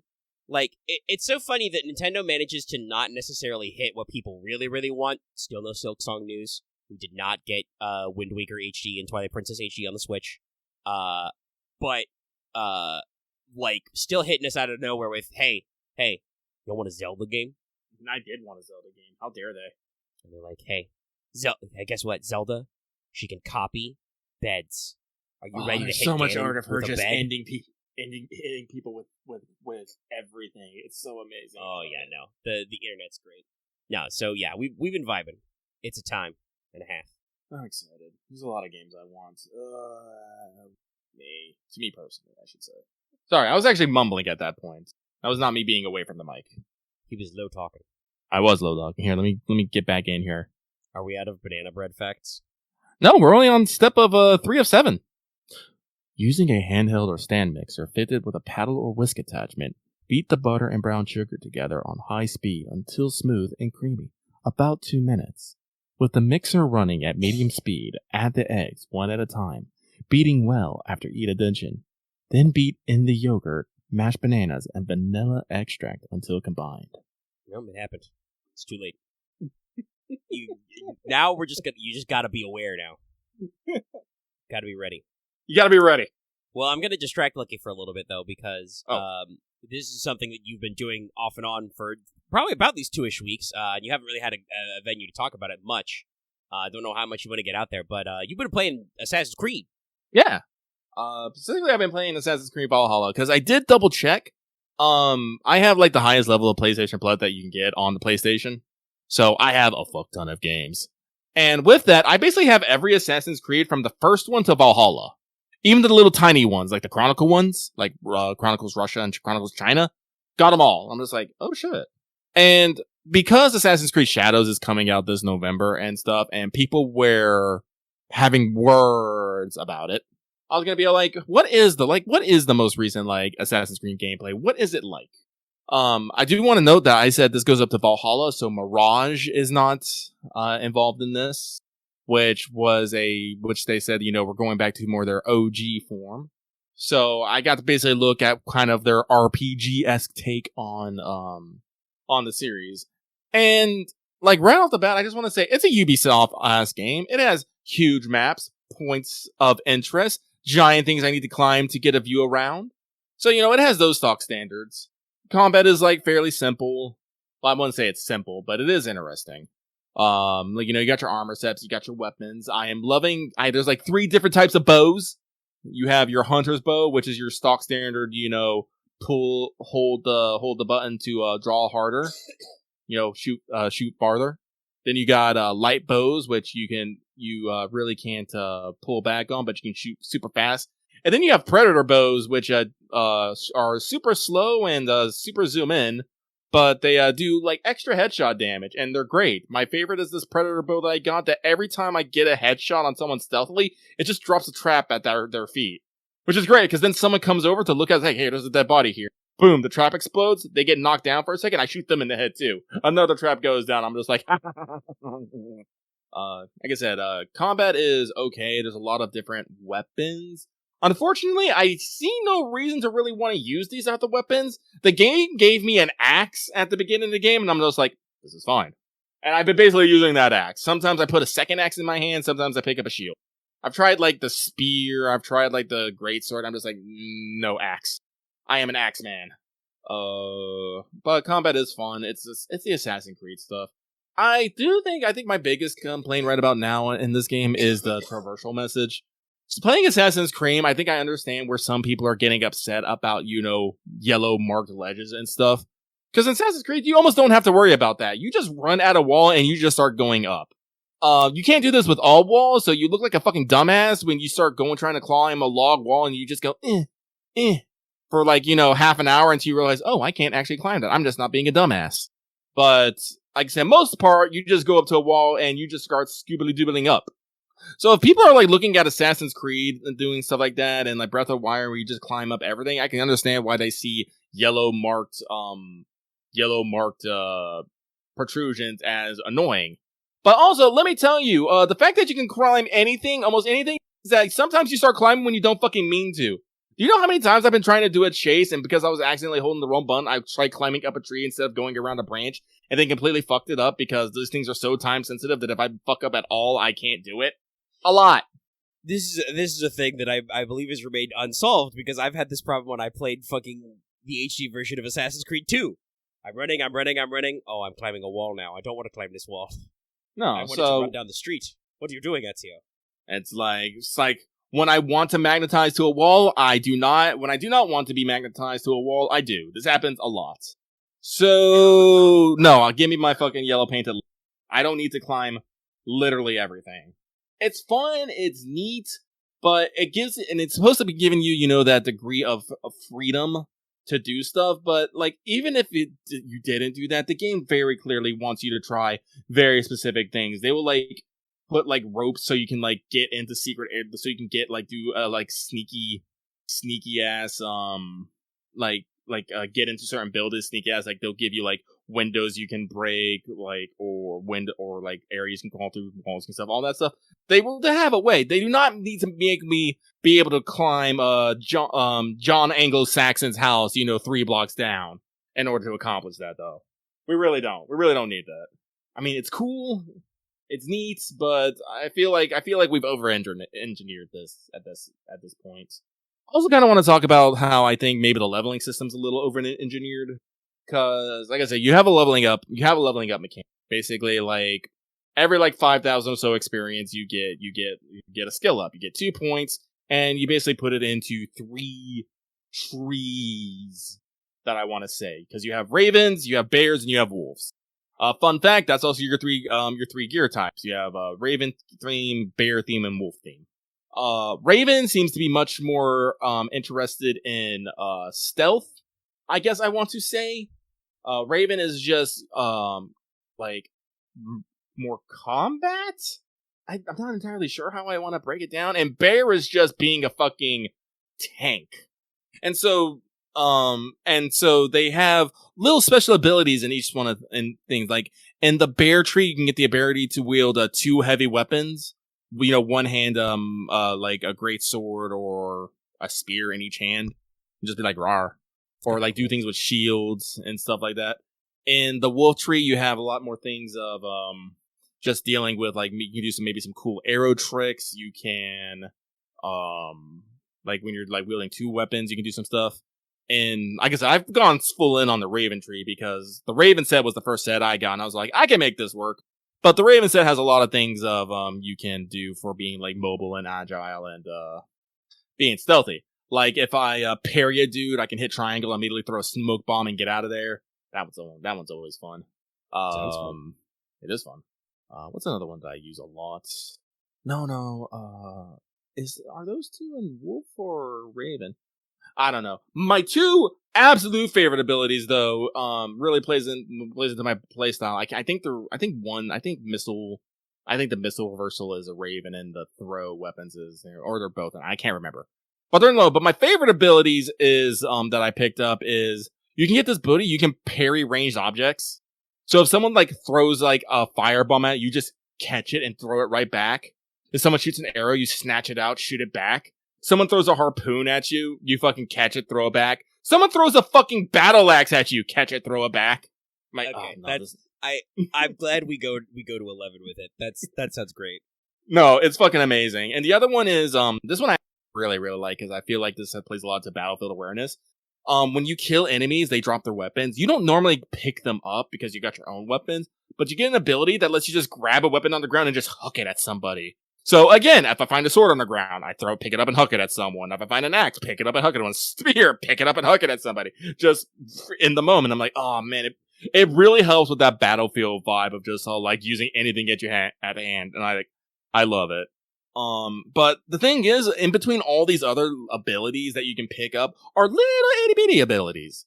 Like in each one of the separate standings, they have a way of the raven, way of the wolf, way of the bear, which just gives you bonuses to your armors and weapons. Like it'll give you more armor, more speed, more evasion, make your weapons hand. It's just a general level up in the tree. So super useful. As I've been using mostly, picking up raven skills, guess what? The best armor for me to use is raven stuff. You know, kind of makes sense. But around that is where things get weird, I want to say. Because then they start needling you the idiot little bit of upgrades. And I don't really like it. Because it's like, you get a square that's plus 1.4 attack, plus 2 light damage, plus 4 heavy damage, plus 4 heavy damage resistance, plus 2 armor. And it's just like a lot of little these things just everywhere. And I'm just like, I feel like I'm not really doing a build here, as it's like just filling in the blanks between getting the abilities I want. Yeah, now I'm starting to understand why people are complaining about RPG esque mechanics in games that don't need them, because like, okay, plus 4 damage, you're really nickel and diming me on this. Like, why is this a node? Because like, it seems like they've got, big upgrades, big increases, but then they've also got little tiny baby increases, and it's like, I've played some granular RPGs. There are games that are kind of like that, but usually it's like part of a greater system. Like for instance, FF12's job board is like, yeah, they have some squares that are like, oh, X number of max HP squares, and the cheap ones start at like plus 40 and they end at like plus 360, which isn't a huge number, but they add up over time, and they scale. A lot of your like little stuff though is just when you level up, your stats go up, and every character has their own invisible little stat spread thing. Like, honestly, I think if they'd done a more traditional RPG kind of thing where you just level up and then you just get some basic-ass skills, like just get the basic stat ups, and then you use your points to actually pick, like, your abilities and skills, I think that would have worked a lot better. Because while we do have, like, those combos, we actually have a whole nother set of abilities that you can get. These are, like, your toggable, like, toggle keybind ones. And, again, we're doing some really fucking rad shit. I live and die by the fucking harpoon. One of the early ones you can find, I hope it's early, I don't know if it's random like that, but you can just huck a harpoon at somebody. It impales them. You flick your control switch, and you send the person flying that direction. If they hit something, and I just mean something, so it can be an animal, a person, a wall, a building, a pot of explosive Greek fire, well, then that thing takes damage, and the person you just flung takes damage. It is great! I use it on everyone! Fucking, you can use it on fucking dogs, you can use it on kids, you can use it on soldiers, you can use it on bosses, you can use it on a bear. It's amazing. I love it. Hands down, the bestest. And there's like a bunch of other things, like, you can get the ability just to throw axes. Like, you can't throw axes natively, because then you just throw your axe. What the fuck are you gonna do? You're gonna start bare knuckle fighting everyone. By the way, yes, you can actually bare knuckle fight everyone if you want to. No, I just don't choose to. Feel like it. That's been in Assassin's Creed, I believe, for a while. But yeah, no, that tracks with what I understand of Assassin's Creed. You have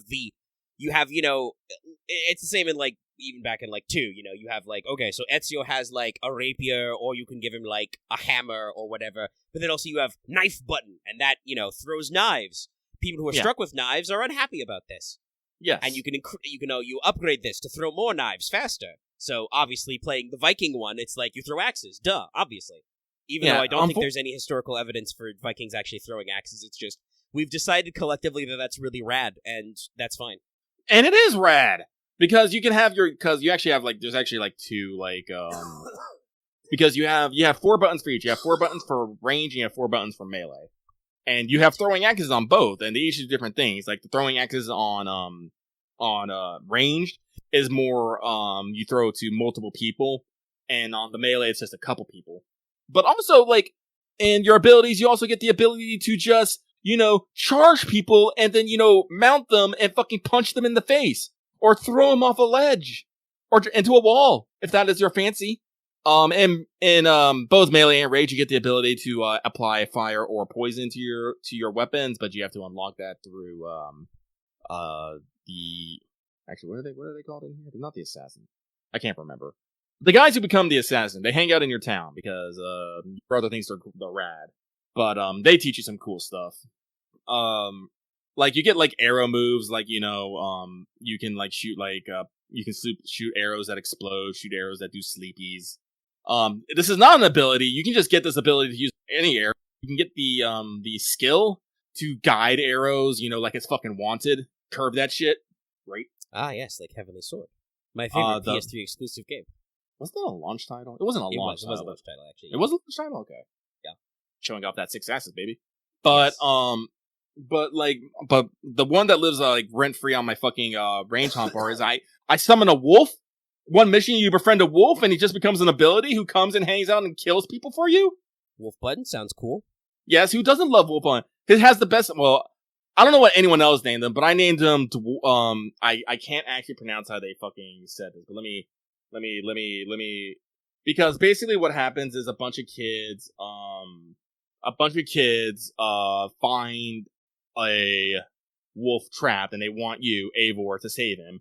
And you do save him, and he's like, and the wolf is like, alright, you guys are rad, I'm gonna live with you. And he does. And you get to name him. I got to choose this for a name. Wow, that's like wolf, but extra Norse. Yeah, well, no, they put wolf in between dog. Volg.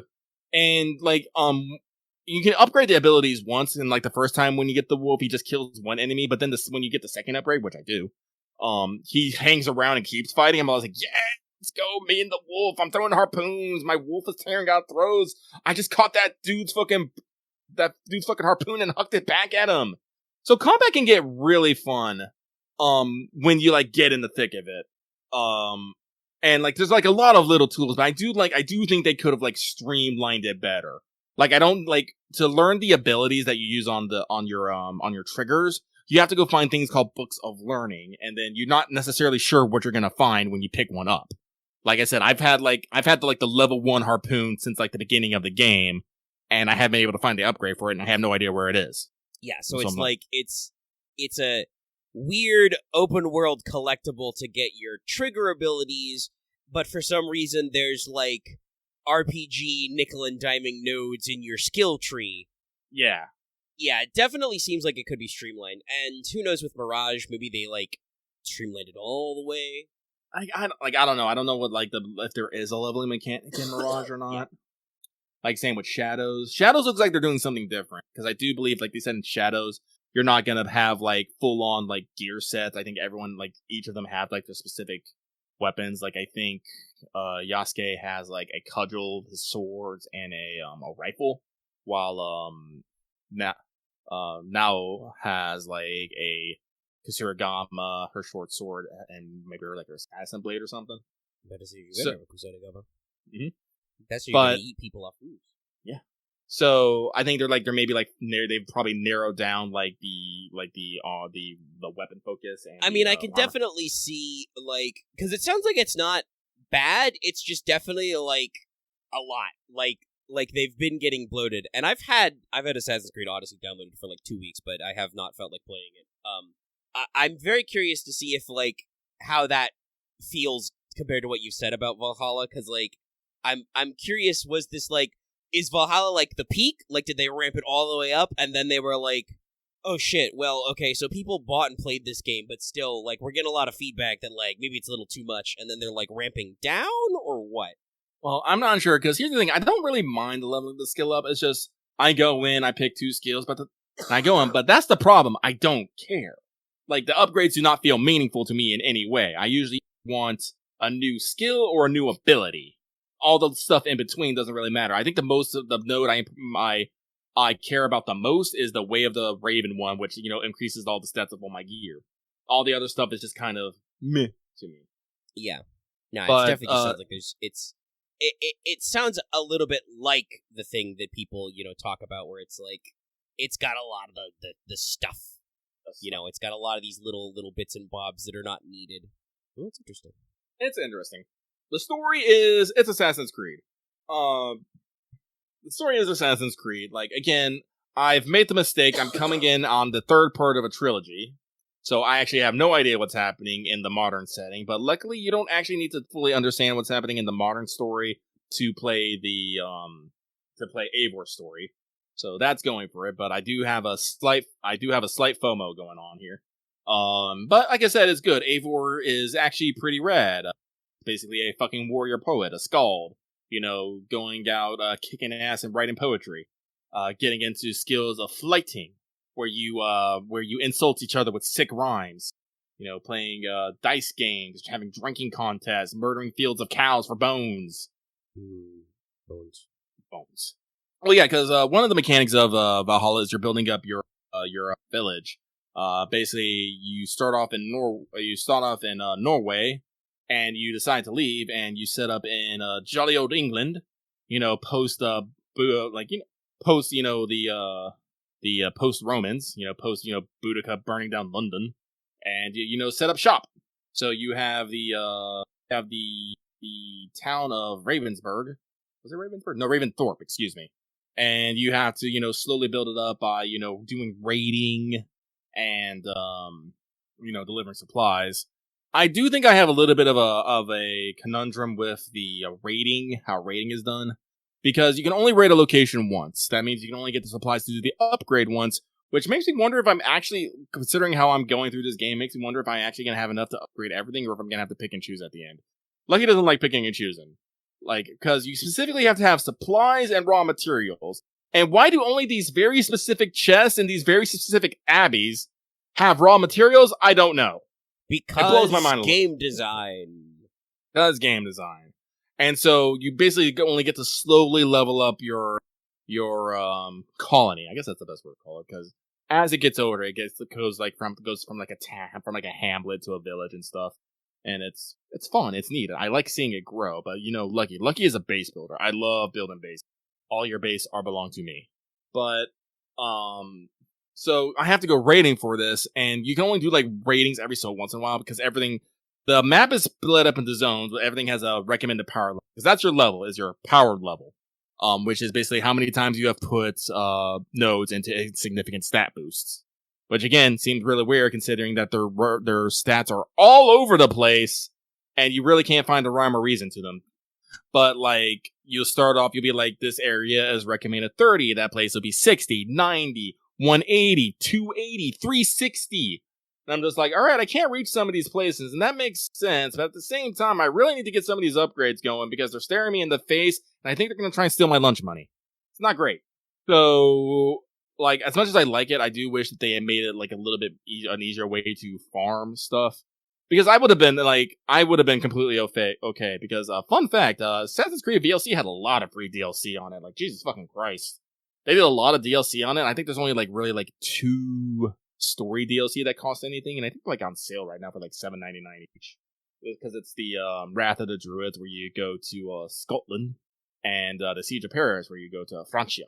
But all that other stuff, they got stuff. You got a DLC where you go to the Isle of Skye and meet Cassandra, the protagonist of Assassin's Creed Odyssey. Yes, apparently she was still kicking around 700 years later. I don't know why.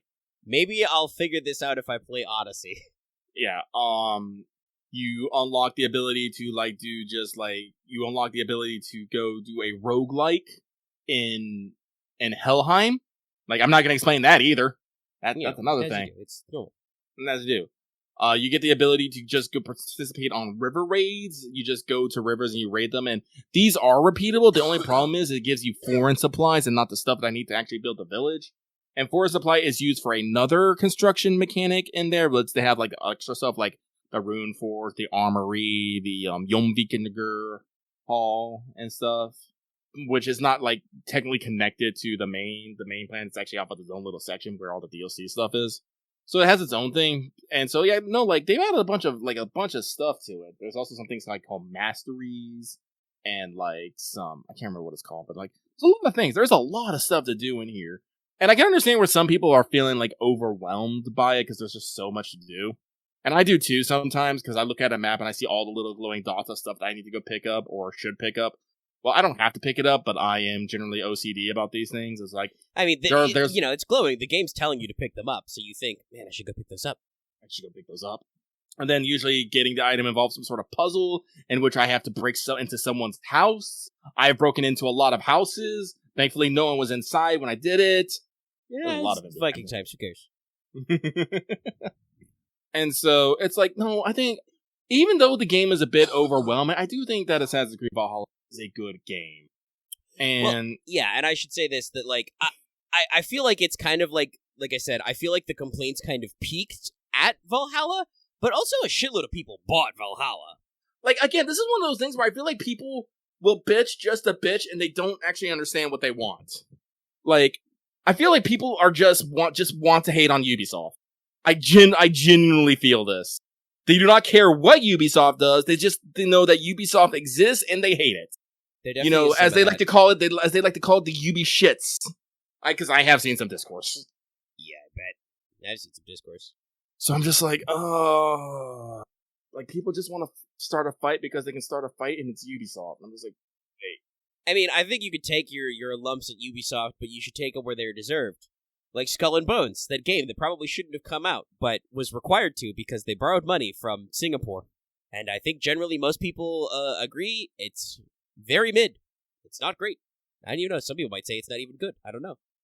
Oh, I literally think that Ubisoft did not want to finish that game.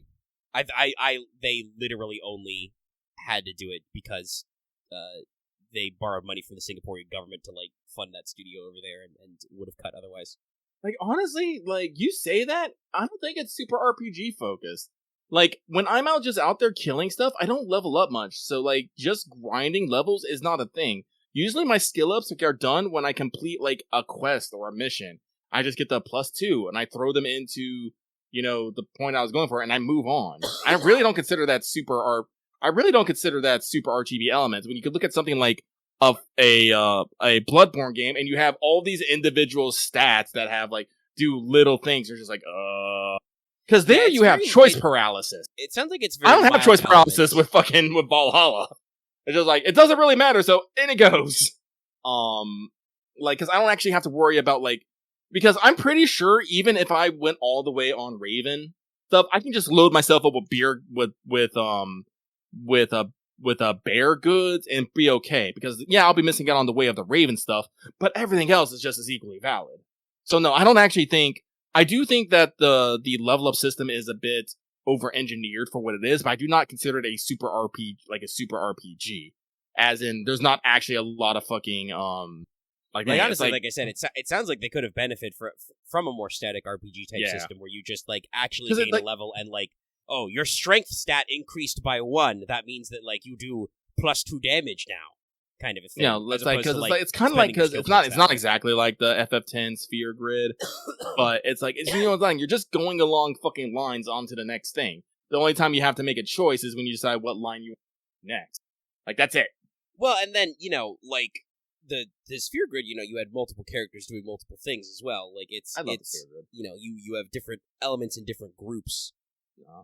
But I can understand, like, but I do understand that it is definitely more RPG, because, like I said, I played, like, Assassin's Creed through Brotherhood before I kind of fell off. I was getting into Revelations, but I'm like, man, this is the third game playing as Ezio. What's going on here? Ezio was really popular, I think, was what was up. And so, like, going into this more, like, this more build focus, this more, stat thing probably was a little disconcerting for people, but ultimately, I don't think it really changes that much.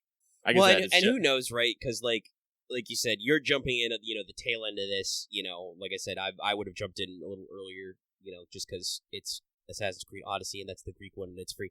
But, like, if you were, like, kind of watching this slowly grind out year after year, because there was a while when they were doing yearly Assassin's Creed releases, I could kind of see that kind of, like, start to grate on people from that drift, but it is one of those things where, like, sometimes you just gotta take a seat back and see what's going on. Play other games, let it relax. And certainly Ubisoft could have just, lined out. Yeah, no, honestly, I think that's the bigger problem with Assassin's Creed. Assassin's Creed games are huge time sink. Just because there's so much map and there's so many collectibles. And Assassin's Creed really did perfect the open world Ubisoft formula of like, okay, you climb the tower, this unlocks the map segment. Now there's a bunch of shit for you to do, and like you don't have to do this shit, but you feel like you need to do this shit. This content's here. It's there. It's looking at you. You can see the icon right there. Just here's your little dog icon for a little dog you can collect and put them in a basket. Do you need these dogs? No. Are you going to collect these dogs? Yes. No. There are these eagle feathers. It's just the whole thing. Yeah. It's like no. There's no excuse. It is such a huge time. I do like what I do like is what happens. I don't know if this is Valhalla.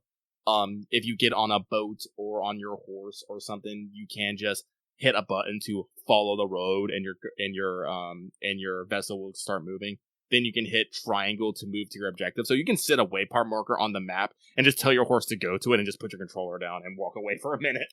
Yeah, I don't know if this is the Valhalla's the first one to do that, but I feel like that's a thing that some open world games were. Well, I remember that was a feature. I remember that was a feature in 14. When you were in the car, you can have someone else drive, and you can just put on your Final Fantasy tunes and take the boys on a drive. Did I say? Yes, 15. Excuse me. I don't know why I said 14. I got 14 brain. Was it a feature? Let's skip. Holy shit, it's old. Well, actually, no. I think I take that back. Yeah, I think some old MMOs did have the auto path feature. You just follow roads and stuff. I think I remember them playing some of those those easy cash grab ones too that I played when I was stupid young and I didn't want to pay for a subscription. But in a big open world map, where fast travel points are not they're fairly well spread out, but you can't guarantee that there's always a fast travel point next to where you go, because your two fast travel points are either your lookout points, your radio towers, quote unquote, or a dock that you park off your longship. Because you get a Viking longship and you carry around dudes that you can go raiding with. It's kind of fun.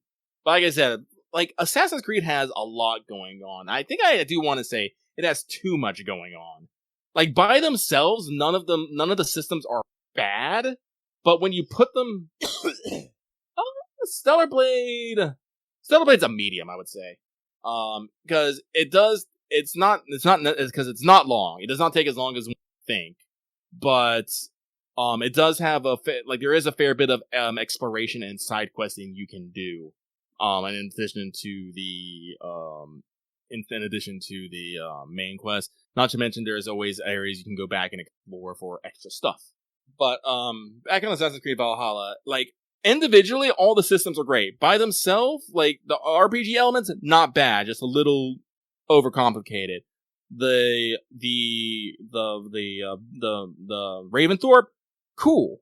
The raiding, cool. The combat, cool. The exploration, cool. The story, cool. All the minigames, cool. But when you put so many cool things in one fucking package, then you have too much cool. I know it's weird to say, but God, you only have so much time for so much cool.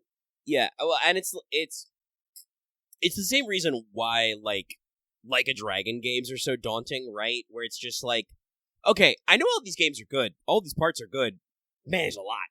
And, it can be overwhelming. And certainly I think that, that probably is, the thing that, wears on people. Because that really does seem like, for a while, that was Ubisoft's game design philosophy with Assassin's Creed. Where it was fuck you, you're gonna buy Assassin's Creed once a year, you're gonna play this game for the whole fucking year. And it's but dude, I want to play other games, and definitely that could wear on people. Sorry, I feel like I'm getting a little nasally sitting here. Breath. But yes, there it is. Like you said, many things about Assassin's Creed. I may have more things. We'll see what's up. I'm kind of we're back in Helldiving, so I'm kind of doing that in my free time to kill and just grind stuff up. I have not really been in a mood to do new video games while I've been fucking coughing and dying. But I got a backlog of some stuff I need to get into. Also, yes, X, I would say the game is bloated and overwhelming with small things to do. Yeah. like, I went into London, spelled with a U, and there was just, like, a bunch of just little dots everywhere all over the map, and I just had a moment of, as I was trying to plot how I was going to go visit. Because some of the items you can't, this is the thing that I think that kills me the most about it. Some of the items you can't reach unless you're doing a story quest. So, I'll spend like 20 minutes circling a fucking building, looking for the entrance I can't find, only to give up and come back 2 hours later when I do the quest for it. I'm just all like, why? You couldn't, like, give me a special icon to let me know I can only enter this building during a quest, maybe, game? Yeah, no. So, yeah, no. Like, it's bloated and it kind of waste your time scenario. I'm just like, That's alright, I didn't mean to do that. I didn't want to mention that to X. Yeah, no, it's fine. That's fine. We're vibing. But it is almost midnight. We've been recording for over 2 hours. Yeah! We had a good show. Shit, I did not mean to cough that much. It sneaks up on me. I'm like, oh, let me just clear my throat a little. Yeah, we're over 2 hours. We should probably wind it in. It's almost midnight. Got some stuff to do. We can do some stuff. Do some stuff. I don't think I need to cook. I'll be fine lengthwise for Sunday. It's just that you guys are gonna deal with me coughing and hacking occasionally, probably. I'll see if I can grab some more cough drops. But hopefully we'll be cooking, because we're ready to get in there. We are. I'm super excited. Yeah, we had a good sesh, even though it was shorter, and I'm hoping we'll have more adventures, because a lot of you guys are real excited to do stuff. I am nodding vigorously. And if you want to know more about that stuff that we want to do, watch Rain, The Blessed Leash, episode 3 out now. Lucky uploaded it, and I was like, cool, I meant to make it public today, I'm gonna do it, and I remembered. Hella. Thumbs up. Okay, but let's outro, before I have another coughing fit. So, hey, if you're watching this video on YouTube, like us. Click the like button, it's important. Maybe leave some comments, YouTube loves comments. You can also check out our Discord, link in the video description. If you're new here and haven't already, please subscribe to the channel. It's always fun to subscribe if you're listening. Get more of this, and more of us streaming. Ring the bell. Literally just helps you, doesn't help us at all, I don't think. I could be lying. But ring the bell anyway, it does help you. You can join our channel memberships. Those are neat. Get access to membership badges and emotes. And you can support us on Patreon, like I said 2 hours ago at the start of the show. Get access to audio versions of the show for as little as $1 a month, or approximately $10 a year, and also get other goodies and other fun stuff. Check in with some other things. Get some video releases early at higher levels. Listen to us record the show live every week. Lots of other fun stuff, and it really helps us out and supports us. It keeps me in groceries, which I like. I like to consume my groceries, or I will die. Literally ordered some groceries yesterday. Had to buy another round of things of ibuprofen, because I've been using it. So, we'll be back next week for more Let's Tech FGO. With the time zones, we might have the info on the new event by the time we're recording. I don't know. I'm not sure exactly, because it's the 28th, but it's the 28th Japan time, so depends on when exactly they're doing it. So we'll see. We'll probably started seeing, because I think the OQ event ends like the 27th, so we'll definitely have like the announcement for the next block of that anniversary pre-stuff to run down for you. Keep your eyes peeled for lots of other funny stuff. I do plan to have the Archetype Earth Wanted, out in a much more reasonable time frame, because people are going to be interested in that. And, also keep your eyeballs on us streaming. All right, cool. Good night, everybody. Step 4. With the mixer running on low speed, slowly beat the dry ingredients into the wet ingredients until no flour pockets remain. Do not overmix. Fold in the nuts, if using.